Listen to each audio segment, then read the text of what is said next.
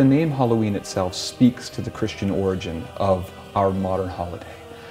So Halloween comes from All Hallows Eve, and All Hallows refers to the Feast of All Saints. And this was a day to commemorate those Christians who had risen to a level of sanctity. They were true saints. By the 7th century, the feast day was institutionalized on the 1st of November.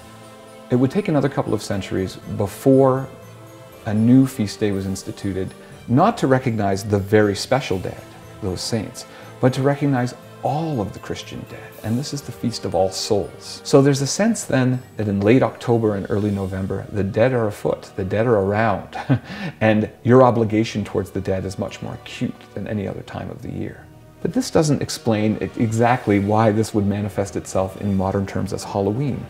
But there is one link from the Middle Ages that might be good for this. Not only was it important for medieval people to give money in the form of alms to monastic communities so that monks would pray for the dead on their behalf, but alms also went to the poor. And a tradition began in the Middle Ages that poor people at the time of All Saints and All Souls would go from house to house to house. And there they could expect to receive an offering of food.